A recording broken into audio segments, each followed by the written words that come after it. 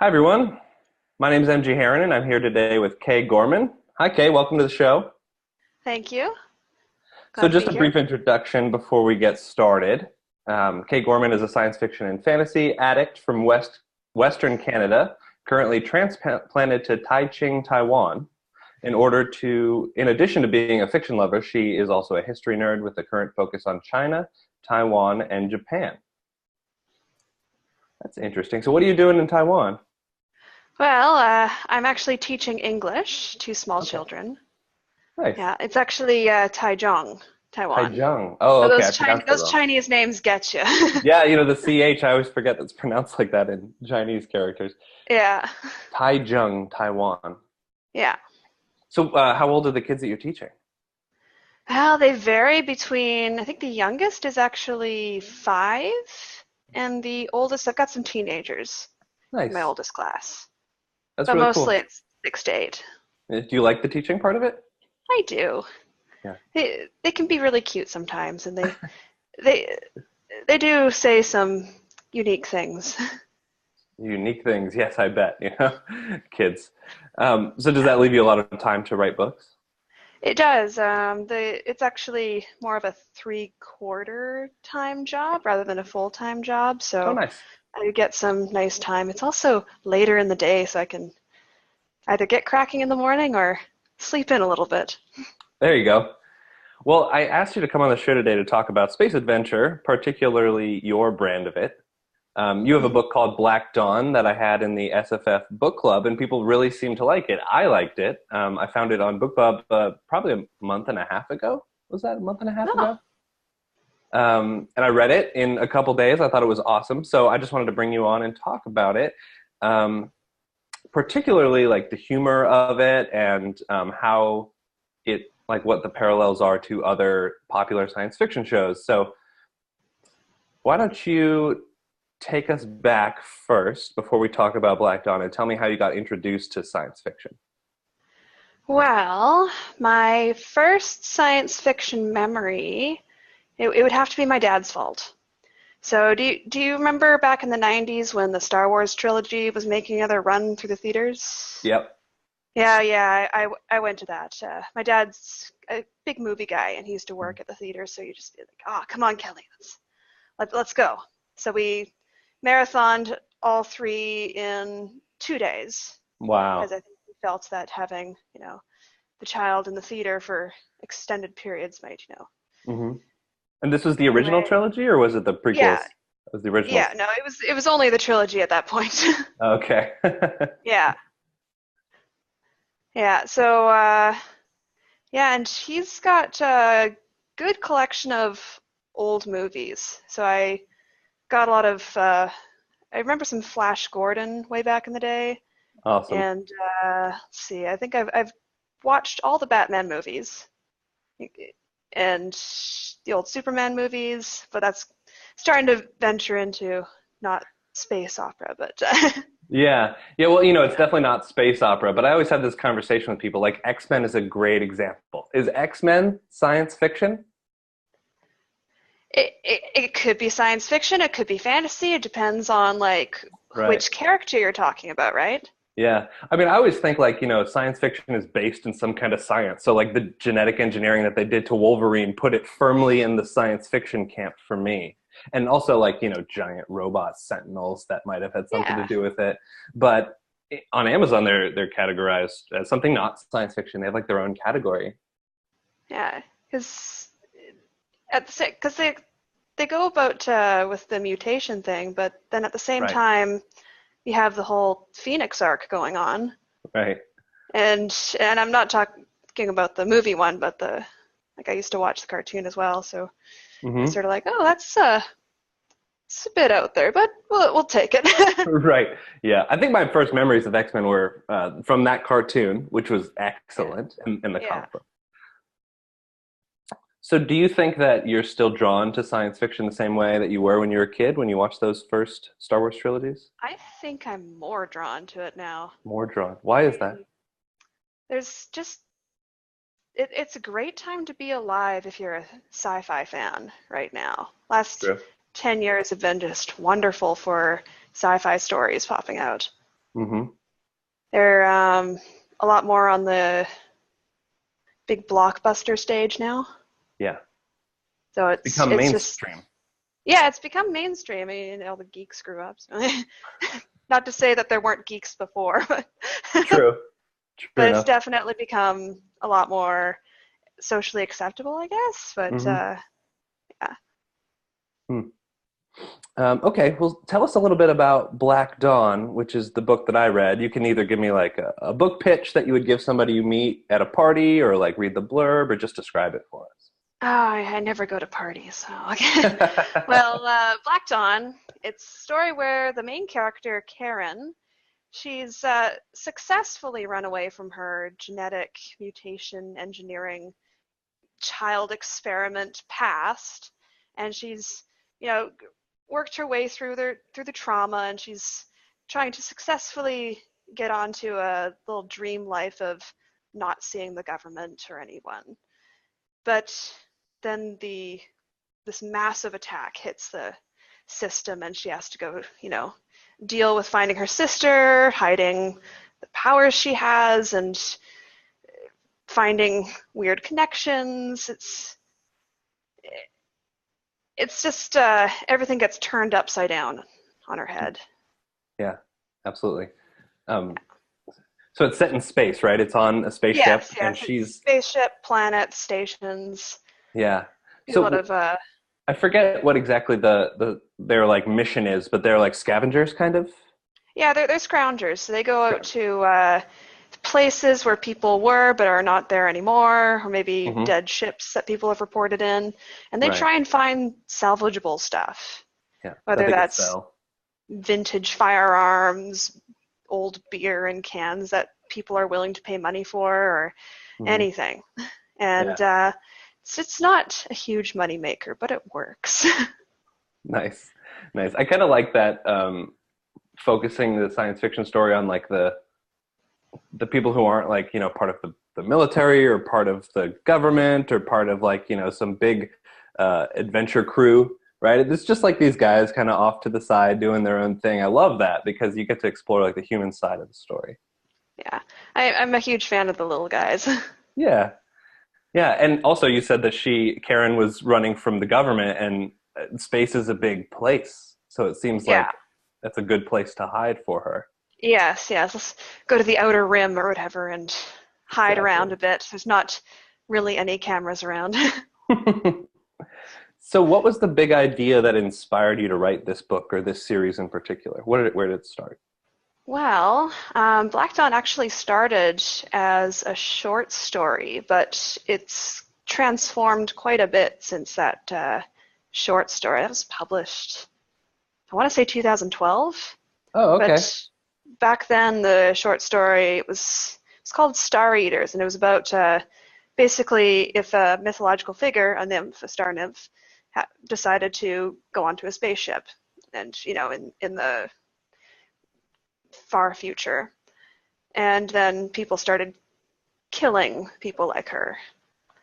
So Mm, that's how that started, and then I've always wanted to write a series with that character, and I actually binge read Lindsay Buroker's Fallen Empires series, it's a and I was great books. thinking, Yeah. I need more, but there's no more right now, and okay, it's time to write it. I was just finishing Okay. off my other series, so I was just like, all right, we're gonna do That's really it. cool. That's great. I mean, I think it's a great place to start because you're kind of scratching your own itch, right? Yeah, And yeah. so, is that short story still up? It is. It's kind of ancient history now, but it's in the 12 Worlds anthology, which I believe you Oh, can still find okay. on Amazon. It was Cool. originally a charity anthology, so the Oh, proceeds were going to, ooh, I actually can't remember. I think it was Literacy in America, some nice. charity for promoting literacy in America, That's helping awesome. kids read. Yeah, it's cool that I love how stories evolve too. Like they start like so small, and then all of a sudden it's this Yeah, big sprawling universe, and you're like, how did I get here? Yeah. That was They funny. kind of grow as you grow too. Sure. Yeah.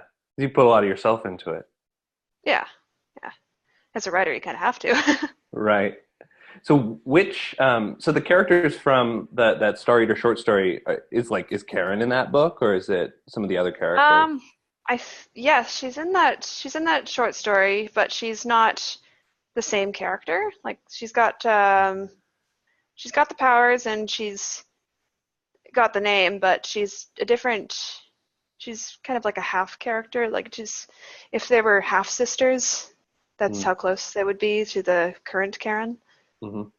Yeah. Okay, interesting. Yeah. So do you think that, well, let me ask this a different way. Which character in Black Dawn is most similar to you? Hmm. Now, I thought about this, and I thought Mark might actually be the most similar to me because we're both very practical Yeah. and we just like to get things done. Hmm. But then I think that Karen's got this thing about her where she's a little bit too nice, Hmm. and I've got that thing too, where I'm Is a it little the bit too Canadian gene? nice. Well, no, I think like Canadians are nice, but I think sometimes I take it a little too far. I don't want to seem like I'm bragging. I, I assure you, I can be quite mean, but Well, we say this about Midwesterners in the US too, like they're nice to a fault, is how we would say it. It's like, oh, yeah, she's so I think nice that she's nice to a fault where she'll like go out of her way to be nice to somebody else, even when she doesn't feel like being, you know what I mean? yeah, I do that as like a principle, and if I don't do it, I kind of feel bad. Yeah, it's probably just your upbringing though, right? It could be, yeah. Yeah, I think, yeah, probably. So that'd be Canadian. So, It's true. I spent a few years in Canada, so I definitely saw that when I was living there. I went to school at McMaster, and I always that's, thought it was a stereotype. So that's in Hamilton, Ontario. oh yeah, okay. I always thought it was a stereotype that Americans got wrong, but like, no, it's really true. Like they always say please and thank you and I'm sorry, and everybody's so nice to me. I was like, wow, this is. I always thought it was the media making stuff up, but like, no, that's real life. Yeah, yeah. So, which character in Black Dawn is most different from you? Well, there's an antagonist in Black Dawn, and he's kind of he runs a station, and he's very confident, and he kind of jokes around with his bros and such, and either him or Sujin, who is the queen of snark, and I could never see myself saying quite as many things as she does. That's the fun part about writing her, right? You get to say things Yeah, that you would never say in real life. can live vicariously through your fictional characters. Yeah, absolutely. I think this is fascinating asking people which characters are like them and which ones are not, because for both situations, like you said, Mark was like you, but you have to imagine what it's like, oh, would I say this if I was him? And then for the characters that are different from you, you have to have a lot of empathy to really like get into their shoes and understand their point of view and establish like a different voice. Did you have a challenge with that? Uh, no, sorry. No, no, No, that's I great. didn't. Yeah. So how do you write characters that are so different from you? Well, I know people that are a lot different from me, and I read quite a lot, and I look through their motivations and their upbringing, maybe how they were raised, where they're from, uh, what ideas might be going through their head, what's at stake for them is a big Mm. one. Yeah. So motivations and such. Hmm. Empathy. That's great. Um, so what's one thing you hope readers take away from Black Dawn? Do you have like a core message or something Well, that I you learn? I didn't really go out to set a message per se. I really wanted it to be a really good story that people could enjoy, and I guess if there's a message, there'd be kind of like try to help or try to do something even if the situation seems daunting, even if it's like, 90% chance of failure. The other message, and this one I thought myself very clever for, I've actually built it into the name, the EURYNOME code, the series name. It's kind of, the message would be that things twist and shift their meaning as time goes by and through different interpretations of it. So EURYNOME was, or I guess she's still existing in mythology. So she's an Oceanid, daughter of Oceanus in mythology. But at some point, someone more modern than those myths came along and decided that she was a creation deity and put forth a creation story involving her. And I thought, that's a bit different from the other myths. So it's a shift in the meaning and a shift in the goal. And I don't want to give anything away, but it's going to happen a lot, in the story as it goes along. Interesting. So like the mythology of the story would shift. Yeah. Oh, It's well. not so much the mythology of the story, but the project itself that created Karen and the others. Interesting. Well, now I have to read the rest of them. So thanks for hooking lucky me. You. There's 3 more, right? You have 3 more so far? Yeah. I've got book 2, Renegades, which came out September 30th last year, and Blood Ties came out December 25th, and World Shift is coming out May 30th. Maybe earlier if I can swing it, but probably May 30th. All right. But the other title, this one here, is a spin-off that I'm doing, which does not involve Karen or the others. Just regular people facing the system's problems without magical powers. And I'm doing that as a web serial. Oh, cool. That's awesome. Is there going to be 4 books in the EURYNOME code? Or more? There's going to be about 6. Okay, awesome. That's great. Well, cool. Yeah. I love your particular brand of sci-fi because it kind of crosses the sci-fi fantasy line that a lot of people seem to hold sacred, and I love when people cross it and do it well. It's one thing to say like it's wizards in space, but it's another thing to have like a sci-fi basis to it and to integrate that so like completely with the world like you seem to have done. Oh, thank you. I've actually been a little bit worried about that, being like, oh, is that too much fantasy? Or oh. Yeah. Well, to bring it back to the original Star Wars, if you look at Star Wars and it's like wizards in space, right? Like that's the whole concept. It was based on Flash Gordon and some other things, but it's really like space adventure with like a magical element. It's just hard to find people that do that well because they either they just take a fantasy story and they put it on a spaceship, or they just do pure science fiction. So it's kind of cool to see this. I know there's probably no world in which in our world which telepathic powers exist, but it's really plausible the way that you set it up. So that's one of the reasons that I really enjoyed it. Well, thank you. So do you want to ask our audience anything before we leave? Well, I'd love some book recommendations. Book recommendations. I think they can do that. Good. I love that. I'd love some book recommendations. All right. So guys, if you're watching, for new things to read. Absolutely. If you're watching, put book recommendations in the comments that you think we would like. And Kelly, where can people find you online? You can find me on my website, kgorman.ca, but I am most active on Facebook. So if you can find my Facebook page and send me a message, I usually reply within an hour because I like it. Perfect. So kgorman.ca, or go to Facebook and just search K, the letter K, Gorman. Yeah, K Gorman. Yeah, I'm on technically most social media platforms, but I'm most active on Facebook. Perfect. All right. Well, thank you so much for joining us today. It was good to talk to you. All right. Good to talk to you as well. And thank you for having me. My pleasure.